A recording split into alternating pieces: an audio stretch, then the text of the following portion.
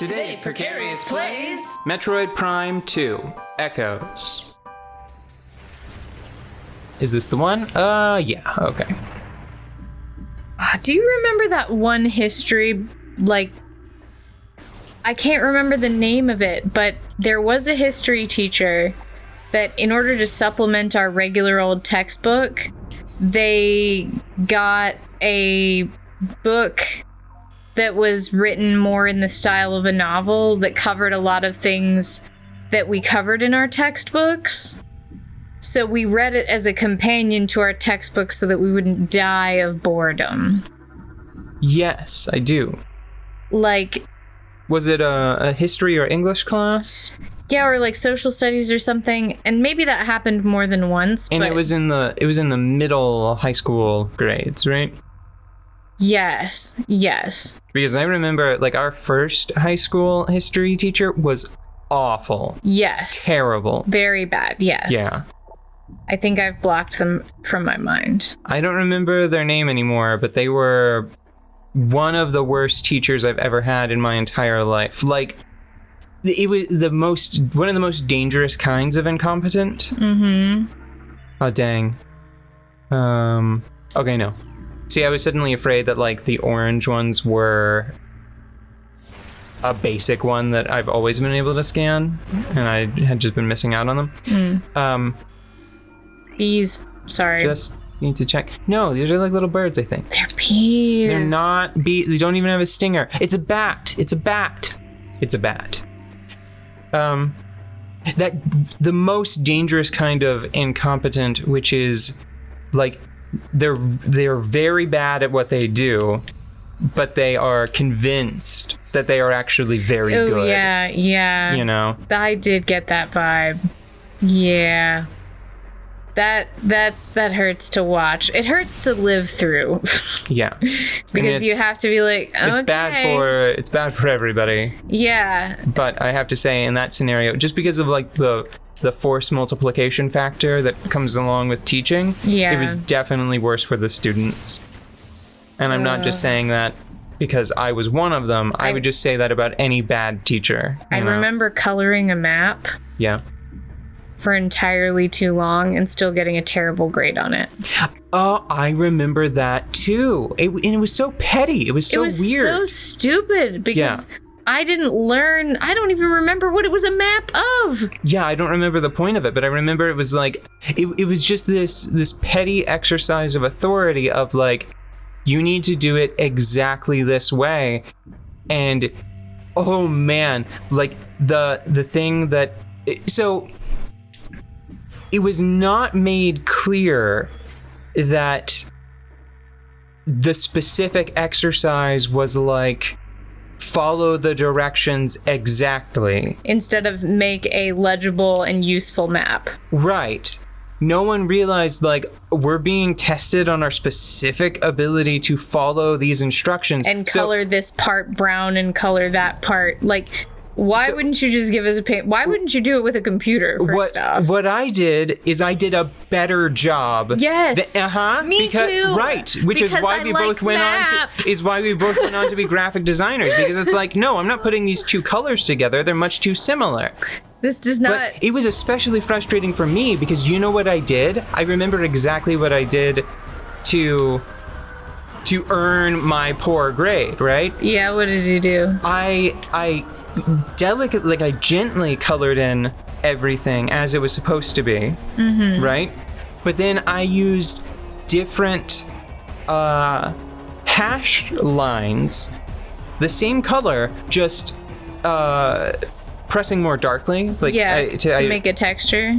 Effectively, a visual texture, yeah. So it's this area has... They run from the upper right to the bottom left, and then over here, this one runs from the top left to the bottom right, so it provides visual contrast, so it makes it all clearer. So I was doing pro-level graphic designer tricks just instinctively in high school, and she was not a fan. Yeah, I think that my situation was that I used the wrong pens.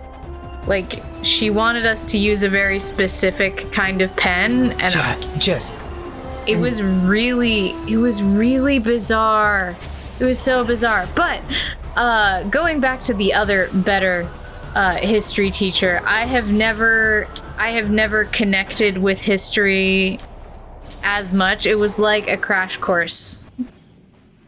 It was like a crash course class. Yeah, he didn't. It was much more like, okay, imagine this happening to people that you might know. Okay, this is what happened. I think I remember that teacher. Yeah. And I think that it was like right by now the book is probably outdated and the textbook is probably not that great, and it's probably missing a bunch of like important indigenous history, and it's probably written from a perspective that wasn't that great or whatever, but like the way that it was taught was so much more like fully featured.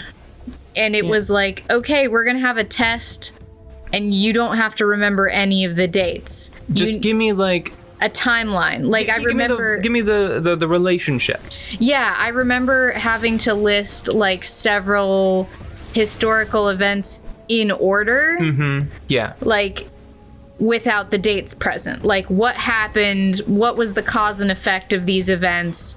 Please put them in order because we learned them as a story. And it was so good. Yeah. Like why isn't everything like that? Ugh. I am remembering that. That was more so clearly good. Now. And I think that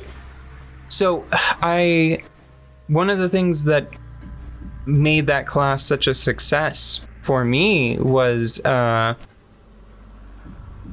it included a lot of anecdotes that got sort of pulled along by the sand there, I think. I mean, it makes sense, but anecdotes that up until that point other teachers would like try to either they would not include them, like they'd come up with an excuse for not including them. Yeah.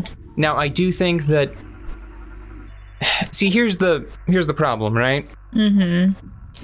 I think some of the stories that I learned in that class were not. They were debunked, right? Yeah. They were myth. Exactly. I remember that happening. Like I don't know if was it Catherine? Was it Catherine the Great? I don't know if she actually. Who was it? Somebody was allegedly rode through town on a horse nude. Oh, yeah. Yeah, Godiva. Lady Godiva. Yeah, maybe it was Catherine the Great's thing that I learned that wasn't true. Somebody allegedly died in from boning a horse. Yeah, I think that was Catherine the Great, supposedly, but I don't think that was real. But you know what matters more? You remember who that was? It's at least some part of it is shaking around in there, and every other thing that I learned along the way, it was bolstered by being in close proximity to that myth. You know? Yeah, because it's like developing mnemonics, except for it's unfortunate because, it was treated as real when it wasn't, but developing there is a Egyptian monarch that I still remember how to pronounce their name. This is an album cover. Oh my god, it so is. But there's an Egyptian monarch that I still remember how to pronounce their name because of that class, because it was the name is Hatshepsut, but I was taught to remember it as Hatcheapsuit. Right? Yeah. But you remember that. So, you have to play weird tricks with brains to get them. That's a keeper. Yeah, it is a keeper. And I think that I've been keeping too much stuff recently. Too many things are keep worthy. Give me a new thing. What's a new thing that I can say? A new thing? Yeah. Other than that's a keeper? Uh-huh. I like that one. Or no, Top shelf. Top shelf. Top shelf. What does Eddie Izzard say? Well, that's the dog's bollocks. Yeah, some of those things have been the dog's bollocks. Yes. I love the dog's bollocks. Can I just say?